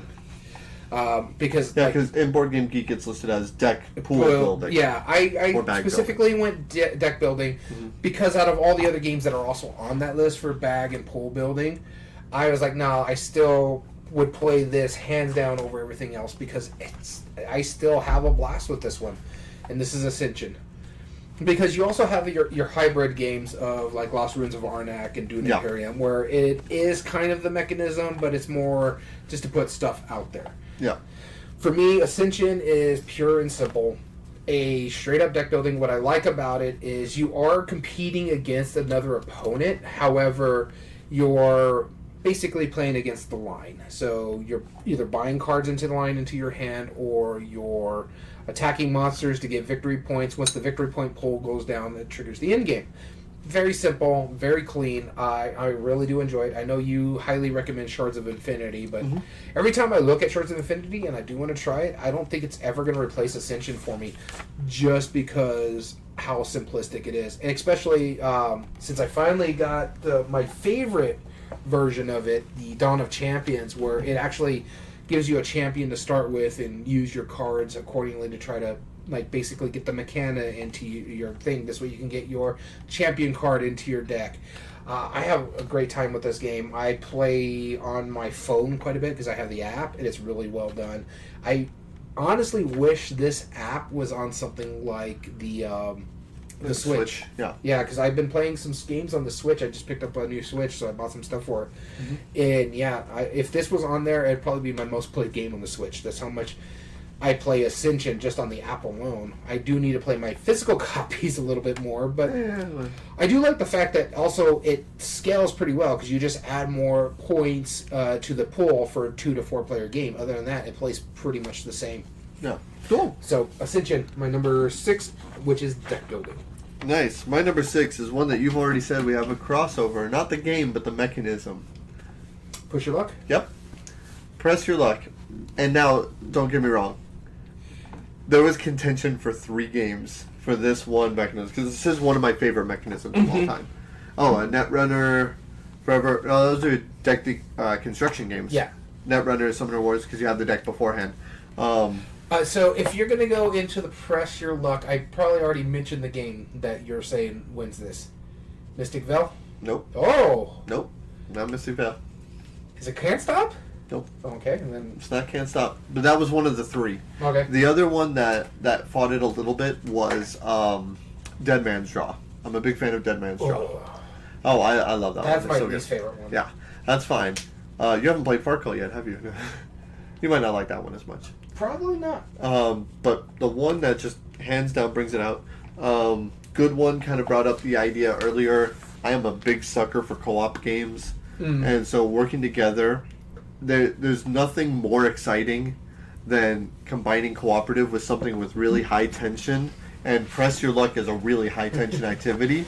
So if you have a cooperative game with Press Your Luck dice, then you have Hot Shots. Oh, wait, you said Dead Man's Draw, so I was so confused. That was the other one that, because those Can't Stop, Hot Shots, and Dead Man's Draw are like always 3 like back to back. I will play any of those anytime. The only reason I don't really think of Hot Shots much anymore is my wife despises that game. Yep, which is fine. My wife hasn't played it, so she doesn't care. I play it, and I love that game. It is so much tension. It's so good. Dead Man's Draw, the tin box. Yep, it's so good. He hates it, I know, but Dead Man's Draw has always been, or Captain Carcass, or there's like some other names. Yeah, but Hot Shots is really good. Yeah, Hot Shots is fantastic. It's so intense because you look at other people, you're like, hey, should I roll again? We kind of need this. They're like, I don't know, man. Like, because normally in Press Your Luck, you're like, hey, come on, keep going. Yeah. Come on, you got this. Come on, do it, and egging them on. That might be one of the reasons why I like the aspect of, because another good one of this is Quacks of Quedlinburg, but it's not co-op. Right. I like the trash talking you can get when it's competitive compared to don't do it, don't roll, no, just like it's fine. No, yeah, it's I absolutely like it a lot. It's so fun, and of course it's from the designer Justin DeWitt, and he's a friend of the podcast. He just made it so exciting. Especially the fact, like, it's like, well, fire tokens are moving here, they're moving there, you're trying to put out the fire, you're trying to control, maintain things, you're trying to hold on to stuff. It's so good. I can't recommend it enough. Hot Shots, that's my favorite Press Your Luck game. You can't tell me which one's not my favorite. Well, you don't get to decide my favorite game. Yeah, well, Can't Stop is a much better game. And it's like from the 80s. I'm not saying it's not better. I do think it's better, but it's like more fun. Yeah. I mean, Can't Stop is ranked higher than this on my list. Yeah. But for Press Your Luck, the good, strong feeling of, like, oh man, I'm really got to dig deeper for this. Let's hope for the best. No. You just feel it so much. Thanks for reminding me about Quacks at Quedlinburg, because I remember that one so much, just because how much trash talking we did that entire game. Oh yeah, Quacks is awesome. All right, I'll do it if you do it. Right? Yeah. Come on, keep going. It's fine. All right, number 5. Number 5. To me again. Yep. All right, so my number 5. I've talked about this game a lot, but once I saw it on this list, I'm like, all right, I got to put it on there because what it does for this mechanism is true, and that is variable player powers. Mm-hmm. And it's my number 1 game of all time, so let's not belabor the fact. It's Gloomhaven, because there are so many characters in there that play completely different. Yep. You're always building the deck as you're leveling up. I haven't seen every single character in that list because I haven't retired enough characters, or I haven't done enough retirement cards that allow me to open new stuff. I've seen quite a few. I've seen pretty much most of them, but there's some I still haven't been able to see because we're still working through the campaign. But yeah, the variable player powers, I love the uniqueness of every single character. There's characters that give you kind of that mage feel, but like Jaws of the Lion, they're this ready out of the box with not a spoiler here. You have a character there that has to hurt itself to heal others. You have another one that's really good. It's a rogue, but he throws axes instead of shoots a bow and arrow. So I like stuff like that. It's so pleasing when it's with these different characters. So yeah, I'm not going to belabor the fact. My number 5, variable player powers, Gloomhaven. I love Illuminus's comment on that. It's like, ooh, 2nd edition, huh? Time to rebuy the whole box again. I'm tempted on that, though, because I have no problem playing through it again. I like that game. But I also have to get through that one. Right. My number 5 is one that you will very likely be able to guess. This is Set Collection. But it also has a lot of hand management and Press Your Luck in it as well. It is strictly a card game. And it's one of my favorite of all time. Go ahead and say it. I'm not going to guess it. Mystic Veil? No. What? I don't know. You talk about Mystic Veil all the time. I honestly, the Set Collection card game, that's like half your library. Yes, but this one has a lot of shrewd negotiation in it to matches. Touche. That was a good burn. Alright, no, Bonanza. Oh, it was Bonanza. Yeah, Bonanza. So when you were saying like the Set Collection, you know the one I was actually thinking? Jaipur. I get that. I understand. No, Set Collection goes to Bonanza because I mean, building up that third the third field, like building off of it, getting a better set than everybody else, trying to press your luck, making it better and better and better because it only takes a few more cards just to make it worth more points, and it gets fewer and fewer cards the higher you get, but people might force you to discard them.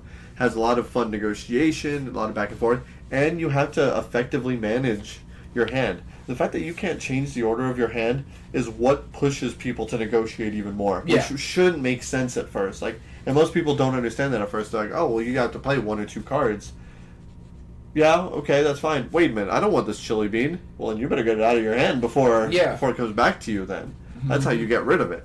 You have to negotiate really effectively. I love this game. It's always a hit every single time. I could have picked, the whole slew of different mechanisms that it applies to, but this is also my favorite Set Collection game. I consider Ticket to Ride for that Set Collection because it really is as well, but it doesn't feel like the same way. Honestly, that was one of the games on my short list. It was network route building. That's where Ticket to Ride was considered. I was like, I do like Ticket to Ride, but honestly... Yeah, I was like, I don't like a lot of networking games. Yeah. Like, they're fine. They're pretty good. I would pick that over Area Control easily, but I would, but yeah, I mean, Ticket to Ride is like it's one of my favorite games of all time, but for some reason it's not a perfect example of my favorite mechanisms. Yeah, yeah, no, I get that. That's my number 5. Going to our number 4s. Here we go. Oh my God, it's still me. All right, so the interesting thing about this one, this is probably one of the newest mechanisms for me personally. I haven't played a lot of games on this, but it's going more and climbing more and climbing more on this list.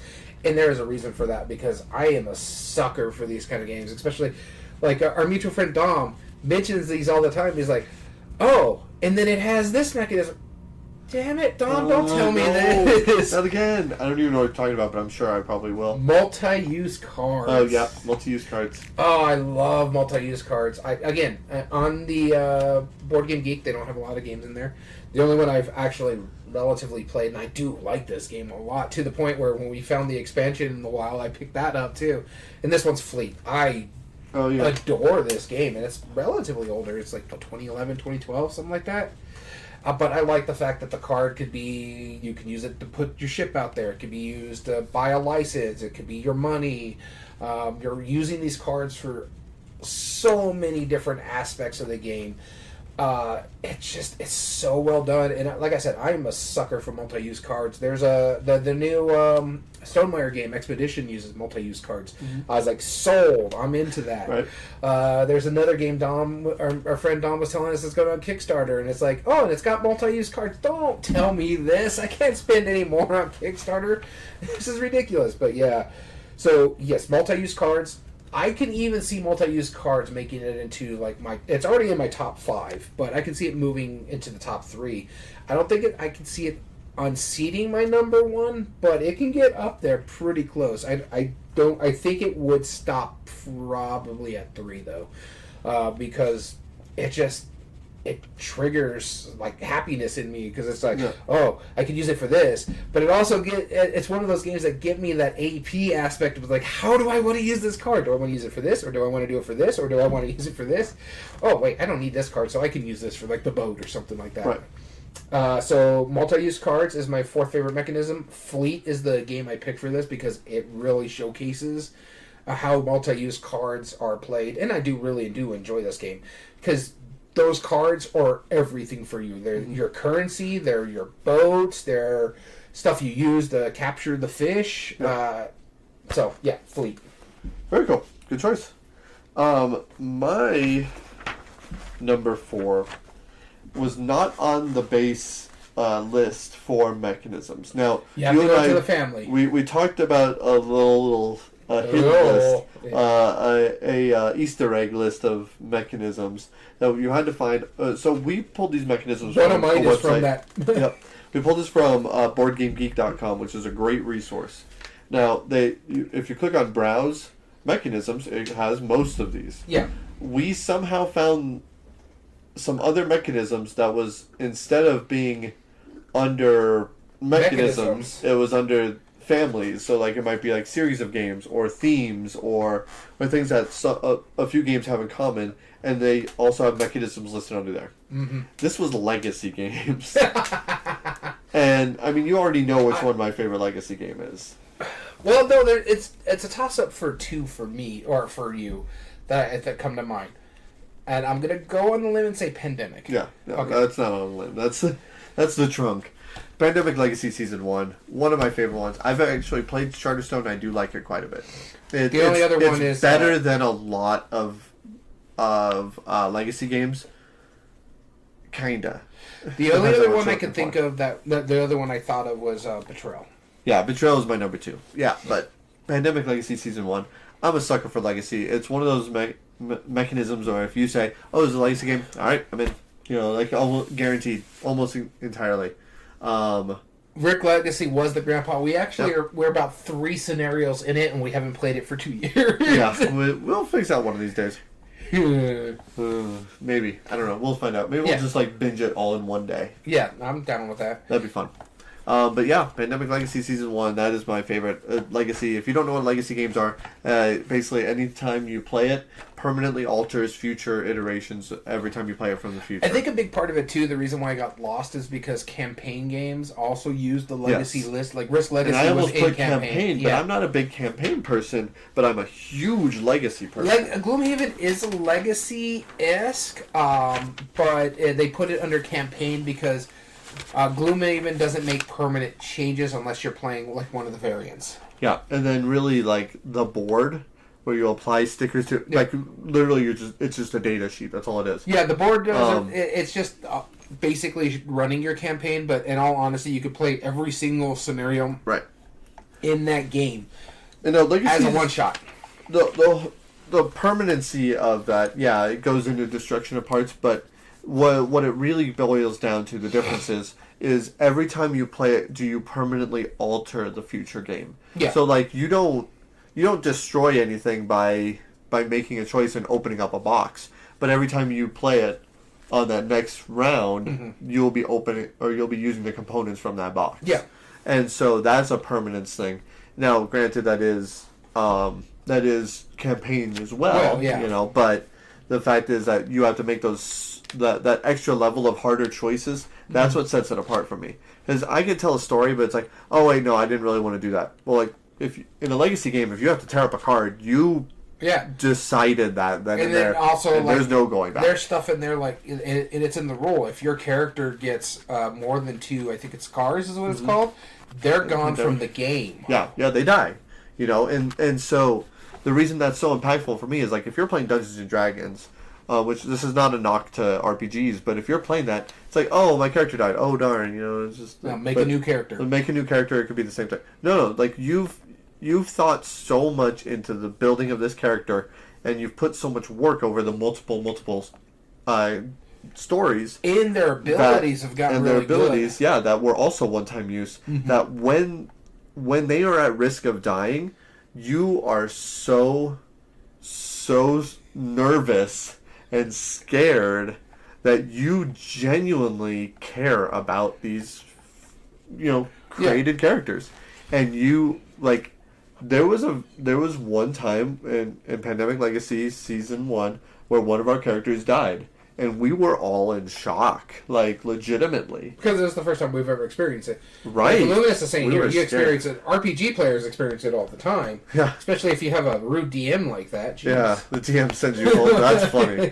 That's a DM I like, right there. That's my number 4 is Legacy games. All right, number 3. Here we go. Finally, oh, wow. Finally. It only took me to number 3. So, number 3 is... it goes along with cards. Like, almost every one of my favorite mechanisms involves cards. I have hand management. I have set collection. This is trading. I love trading goods. And I do have 2 games that I wanted to bring up. One very quickly. You mentioned one of them already. Istanbul. Jaipur. Well... Yeah. I get those two confused. They're in the same region. They're practically the same thing. We apologize to all of our Istanbul and Jaipur. They are not in the same region. They're not even on the same continent. Yeah. Istanbul is by the Mediterranean. Jaipur is in India. They're close enough. Or you just upset a whole continent, sir. Sir. Cylinder's probably the other one. Calm yourself. No, Jaipur. I adore Jaipur. Oh no, we're gonna get canceled on this. Oh, this has been 3 years, all down the drain now. One's in the Middle East, the other is in India. They're closer than we are to, say, Australia. Sure, you're not wrong.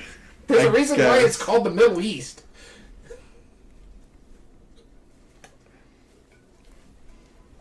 So Jaipur is an amazing trading game. Wow, I'm so sorry.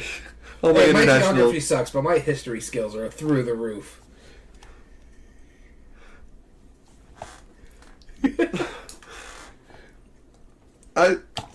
It's rare that you get me speechless during the podcast.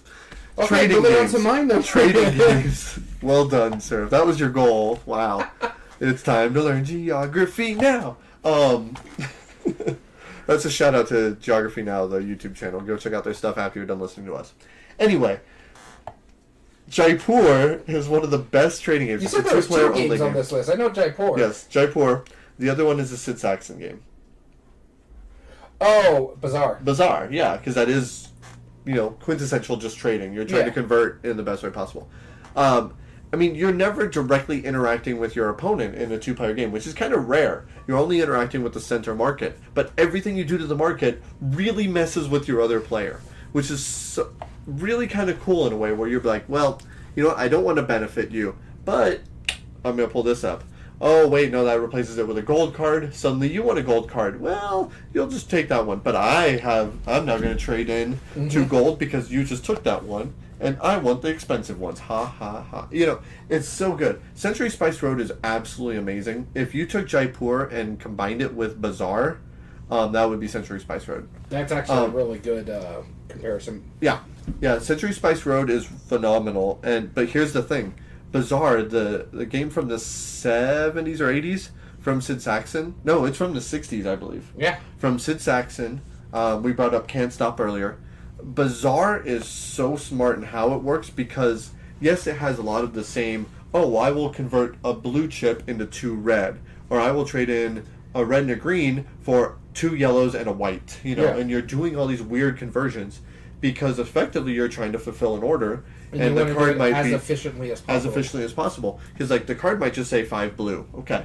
Well, when you purchase that card, you look at whatever tokens are remaining from what you had, and anything that you have will detract from the points. If you trade in exactly the 5 and you have nothing in front of you, you get significantly more points because you were that much more efficient. That's why I like it so much.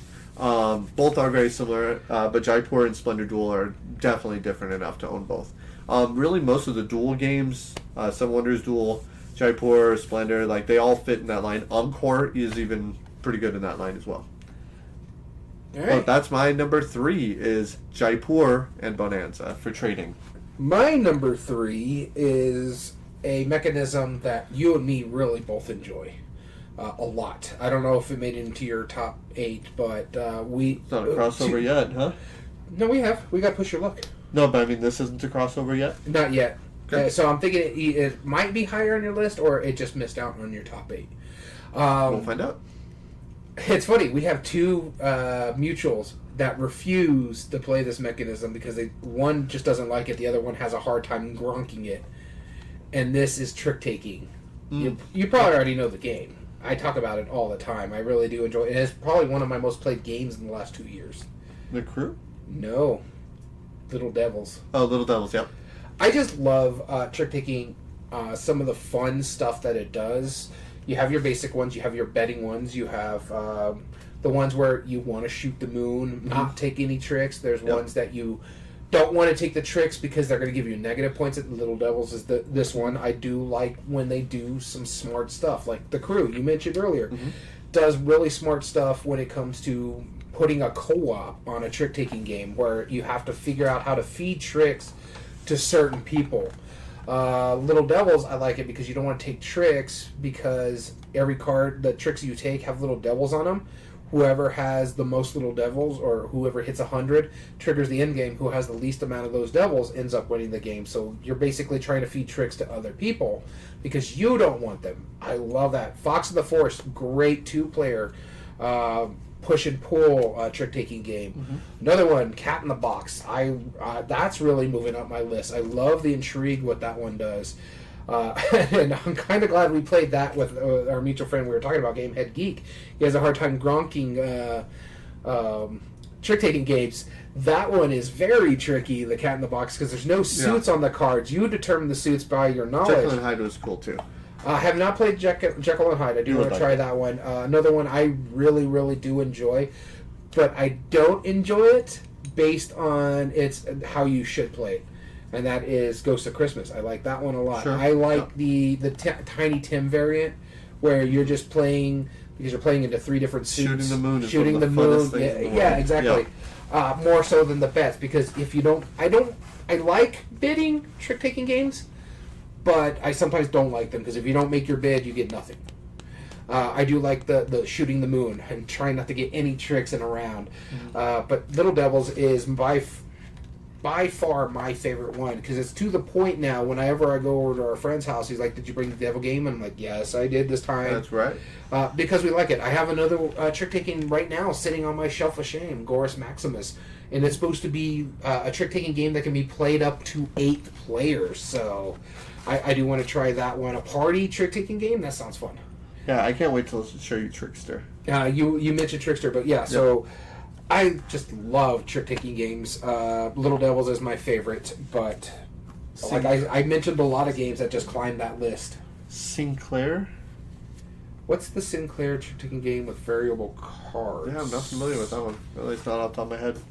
Alright, our number 2. Yeah, I'm not sure. I'll be starting us off this. Now, our number 2, when you asked me about if trick-taking is on my list, if you really think about it and know that we only have 2 left, you're going to know the answer to that question. Because this next one is a crossover and it is not trick-taking. So trick-taking's not on your list? Yeah. But feel free to guess on the mechanism that's this next one, because this really is almost every game that I play that has this mechanism, I am 100% in. I will try almost every game, even if it combines it with worker placement, even if it's simple press your luck, even if it's an old no themed ones. Oh, custom heroes, yes. Custom heroes is more it's John DeClaire actually, it's card crafting. It's more of a ladder climbing game than it is trick taking. There it is. Although a lot of people say that they're very similar. So yeah, there's a mechanism that they combine with a lot of other mechanisms. You probably have, I don't know, 7 or 8, at least, maybe even 10 to 15 games that use this mechanism. This was on your list for a reason. Oh, it was already on my list? Yep, this is a crossover. Deck building? That's right. Deck building, pool building. You already know what my favorite one is. There's like 15,000 cards or something for this game. I don't even know anymore. There's some just insane amount. Okay. Actually, I'm exaggerating. But this is Dominion. Yeah. Dominion. Yeah. I don't want to say the name because I refuse to. Yep. I know. You hate it. I love it. It's the best game ever. Not the best game ever. It is my favorite deck building game, though. Still, it always was when I first played it. This has led me to enjoy pretty much every other deck building. The only one that could compare to it, the only one I honestly, probably Seaside, because I really like nautical themed stuff. But I really liked the Allies expansion, the newest one that came out. That was really fun. Adventures is good. Prosperity is good. Cornucopia was fun. Cornucopia was the first expansion that was like a lot of extra. I found out why I don't like Dominion. I don't hate it. It's a fine deck building game. But I was watching a video and they were talking about it, and now I figured out why I don't like it. What deck builders I like the River Tableau. Mm-hmm. I like what's coming up. I can choose what's going on. This one, you just choose the cards that are going to be in the deck, and then you go as you play. Yeah. I prefer the River Tableau. And see, I understand that, and it's really exciting as well. The reason it doesn't compare to me is because I feel that you have far more agency in the game, and like when you have the 10 cards that are your kingdom cards in Dominion, you have to like try and figure out what is going to be the best synergy, what's going to be the best amount for each of those, and everyone else has that same puzzle to solve. Whereas like if a really cool card comes up to you in like Star Wars deck building game or Star Realms, like that's really exciting and then you can get it, but then I was never given that option, and therefore it's more arbitrary. And then that also, those games, a lot of those now, the deck building part of it is you just play everything and then do what you can. Yeah. Dominion, no, you have a finite number of actions and what you can do on your turn, and getting the cards that help you mitigate that restriction is also what sets it apart. And then on top of that, like, you have the timing of when you buy your victory cards, like, because they're worthless in your deck, but when you buy them, you need them. So when do you start flipping over to buying victory points? When do you start watching other people and going, okay, they're going into victory points, I need to start catching up. Mm-hmm. Have I built up the engine better enough? Whereas I feel like in a lot of other deck builders, it's like, all right, I'm ramping up, and you're dead, done. Like, it wasn't much of a choice. And the only reason why Quacks of Quedlinburg didn't make this list, because I absolutely love that game. I love that game too. Is yes, it's a pool building, but every single turn, what you buy and everything you've used goes always back into the bag, and you never have that definitive restart where you have to use up what you've done already. Like, you might buy many tokens that go into the bag and you never see them throughout the game. That's the problem I had with it. I'm trying to remember with Dominion. Is there capabilities to shedding cards out of your deck? Okay, I couldn't remember. It's like, that's one of the reasons why I like deck building, is because you can start shedding your starter stuff out. Yes. Yeah, very much so. And knowing when to do it and which ones to put. Like, in no other game, there's always ones where you shed the cards from your deck and you're like, all right, all of my starting, now that I have a pretty good engine, I'm just going to get rid of all my starting. Yeah. No, this one, not necessarily.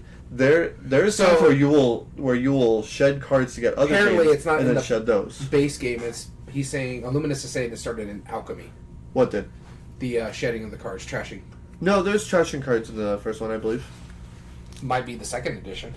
No, it was the first edition. I didn't get the second edition until later. I'll have to think about it, but I do believe that there is in the base game. I'm pretty sure. Yeah, there's totally trashing. No, mines you trash, and remodels you trash. Because then you can trash the cards and then get the other ones. Yeah. Oh, I see what you mean. Yeah. Yeah, there is more trashing in that because you have to deal with that extra with the potions and stuff. Yeah. Okay. I don't disagree with that. Yeah, I get what you're saying, but yeah, there was trashing in the original. I'm trying to think because you're mentioning going off Dominion. There's two more on our list, and I'm Moneylender, trash a copper, get 3 coin. I'm trying to think what I really don't think Trick Taking's on your list, but it'd probably be number 2. If it is going to be, it's going to be on next on the list. Well, that was my number 2. Was Deck Builder. Oh, we just started with number 2? Yep. Then it's not going to be on your list because I think I know what your number 1 is. Probably. I'll let you guess. All right, my number 2 is, this is the one, I mentioned it earlier. I have a cheaty one. I have one that's 2 games, just depends on what mood I'm in. And 2... That was my last one. This is in... the hidden ones. It's under the family, not the other thing. I think I know which one this was because I saw it and I thought of yours. So I considered it on mine, but I'm like, there's nothing that I specifically like. All right, so what is it, do you think? I think it's Tableau. It's Engine Tableau. It's actually, that's how they tagged it too. It's Engine Tableau. The 2 games on this list, I mentioned these a lot. It just depends. Both of them are in my top 10 of all time. And it just depends on the mood I'm in. If I want to play something like sci-fi style, then I'll play Terraforming Mars. Yeah. I really do dig this game. If I want to play something that's just more chill, you're having a good time, hanging out with friends, I'll play Wingspan. That is one of my favorite games of all time. In fact, I think it's my number 2. I've never played Unfair, but this one is... So both of these games are so well done, especially with some of the expansions they add. In fact, with Wingspan, I have it on the Switch now. I bought it. It's on sale. Okay. It was like 50% off. I got that with the European expansion. Okay. Play it on the Switch. Have a great time with the digital implementation. The actual board game, I have the big box. You can't see it, but I have to put it on the top shelf because it would take up like almost half another shelf. It's taller than the Everdell box, if you could say. It's not as long, but it's taller. But I have so much fun with both. I have both big boxes. I have the Terraforming Mars big box, too. I've finally played Terraforming Mars with the Prelude expansion. Mm-hmm. I agree with everybody says. If you're only going to get one expansion in Terraforming Mars, get Prelude. So much fun. So it's just basically dependent upon my mood. Engine building, tableau building... like I said, that's why I was saying I can see multi-use cards making it in the top 3. I don't see it ever unseating something like number 2 and number 1. Yeah. Another one great game for tableau building is Arc Nova. I just don't think it's gonna anywhere move those 2 games off my list. Right. That's fair. Cool. And then help playtest Unfair. That's cool. Where's the 3D board for Terraforming? All right. That's going to be like their next Kickstarter after the Prelude 2. Number one, starting with... Do you want me to start? Because I think you could probably guess what mine is. I'll start. You know what my number one is. I actually don't. On top of my head. Yeah, you do. I'm sure I talk about it all the time. It's my favorite mechanism of all time. And it hasn't been mentioned yet. You know what it is. Just look at my game library and see how many of that mechanism I have. Dexterity. I don't have a lot of dexterity. I'm kidding. Co-op? No. No, I co-op did not make my list. Resource management. No, there wasn't really one. Mm-mm. I don't know. All right, yeah. There's a hint for you. Tableau? There's a hint for you way up there. There's one right over my shoulder. Yeah, Fallout Shelter? Uh-huh. Okay. Worker placement. Oh, yeah. Okay. You know what? No, you're right. I was thinking too much into it. Yep. Okay. Worker placement. Yeah. It's probably one of the most represented mechanisms. I mean, you got Lost Ruins of Arnak, Dune Imperium. And what is my favorite worker placement game? Gloomhaven. No. It is. It's not worker placement. Worker placement. It is Put not a worker worker out there. You place I'm them not gathering resources with said worker. No, you are. The bones of your enemies. Those are resources. All right, in all honesty, what do you think it is? Oh, your favorite word? Viticulture. Yep. Yeah, my number one favorite mechanism is worker placement. Not for the king. Love it. And my favorite one is viticulture. In fact, viticulture has really got me into worker placement. I only played one other worker placement before viticulture. Lords of Waterdeep. Yeah, Waterdeep.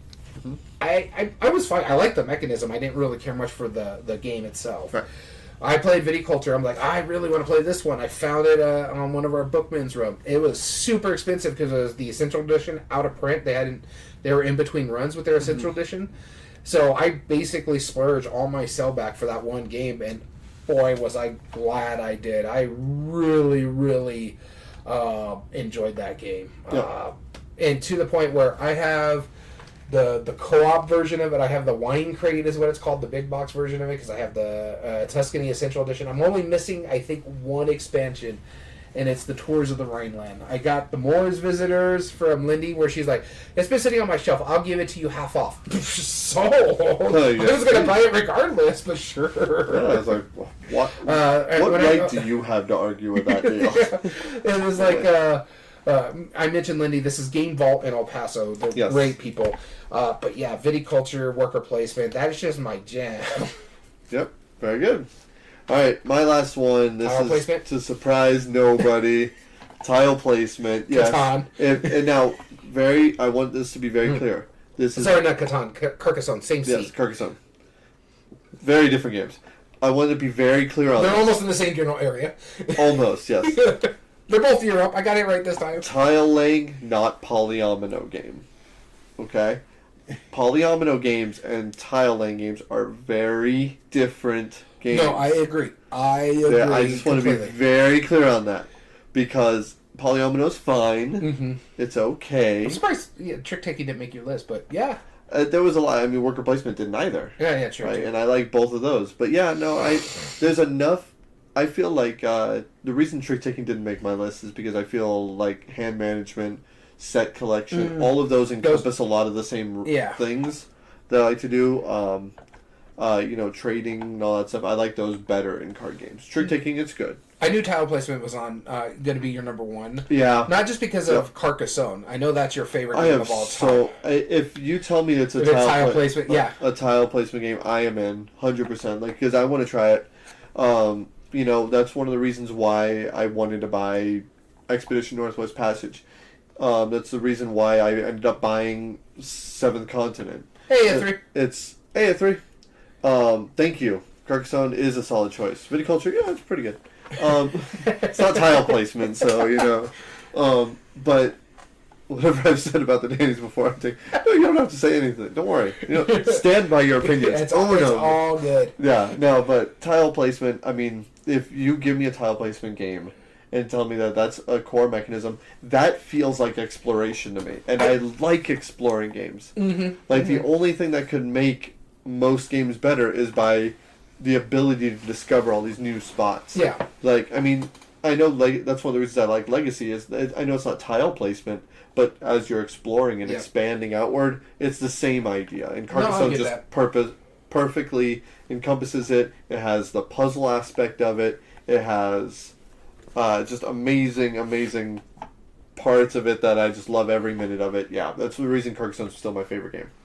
Tile placement, I do like that mechanism. It was on my short list, I think. I wrote it down as 13. It wasn't like the 13th ranked game. It was just the 13th one I put on my list here. Right.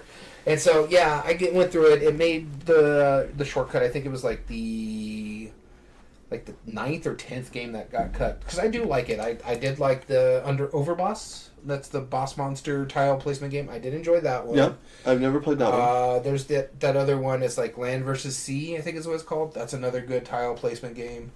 It's like the 2-player game that everybody was getting. I think Land, Air, and Sea? No, is it Land, Air, and Sea? Mm-hmm. Okay, yeah, it's the one where it's basically if it's 2 players, one person's playing the land, the other person's playing the sea. And you're tile placing out there. Oh, Land and Sea. Land and Sea, yes. There's too many like that. No, yeah. Land and Sea is cool. Yep. And so I did enjoy it, and I knew this was going to be your number one because anytime our mutual friend Dom mentions a tile laying game, you're like, damn it, Dom. Yep. Every time. Bring it on over. Same thing with me, like when it comes to multi-use cards or multi-use worker placement deck building done. Oh God. Yes. Yeah. Oh. That's why Lost Ruins of Arnak is so high up there for you. You know. Oh, I do like Lost Ruins of Arnak. Yeah, I know. That's why. Now you know why it's not that high up for me. No tile placement. Yeah. I get it. Worker placement, deck building. That's why. See, I got those too. So. Yeah. The new Land, Air, and Sea retheming. Dom has a copy of the new one. They were kind enough to give it to us for Gamma. I forget what it's called, but it's like battling. Is it mice or rats or something? Isn't it like 2 players or something like that? Some kind of furry creatures. Yeah, it's 2-player. Like, yeah. For me, hero critters or something. The problem for me when it comes to these kind of games, it's very rare I'm going to keep a 2-player game in my house. It just doesn't get played. Right. The only person I could probably play a 2-player game is with you, and you have most of them, so I'll just let you. I have a lot of them. Yeah, so I think I only have one technically right now, and that's the deck builder, Star Wars deck builder. I used to have Seven Wonders Duel. Yeah. Got rid of that one. I just recently sold it just because it didn't get played. Yeah. And Seven Wonders Architect does give me that feel if I want to do Seven Wonders. Yeah. Critters at War. That's what it is. It's fun. I do want to try it, but all in all, I really did enjoy doing this list. This was a fun list. So we'll be talking about the new ones later on. We want to thank you so much for tuning in. If you ever want to join us on a live episode, like our friends Illuminous, Ithri, our new listener, Good One, and anybody else who wants to join in. I know I'm forgetting somebody on the list. I apologize, whoever I am forgetting. But join us live at twitch.tv/everydayboardgames, and make sure you follow us on there so you're notified every time we come on live. Like I said, this and next week will be a little bit weird because we want to celebrate the holidays. But yeah, join us online. We love the conversation. We'd love to hear your input as well. As well as all video re-uploads are found on YouTube at Everyday Board Games 2020. And if you like what we do, there are 3 things you can do to help us grow on the platform. Subscribe if you're not. Like the video, and comment down below and tell us your thoughts on the subject. All audio versions can be found on most podcast platforms under Everyday Board Games Podcast. This includes Spotify, Google, Amazon Music, and Podbean. And if you ever want to reach out to us directly, you can email us at everydayboardgames2020@gmail.com, and you can send us emails, whether it's ideas for future episodes, just to say hi, or even to possibly enter future contests. Email us at everydayboardgames2020@gmail.com. I also just kind of want to mention before we close this out, pay attention to the first episode we record in August. We might be giving a game away. Ooh, so pay attention to that. We want to thank you so much for tuning in. As always, I've been your host, Daniel. And I've been your host, Daniel. And we want to thank you for listening to Everyday Board Games. And remember, every day is a good day for board gaming.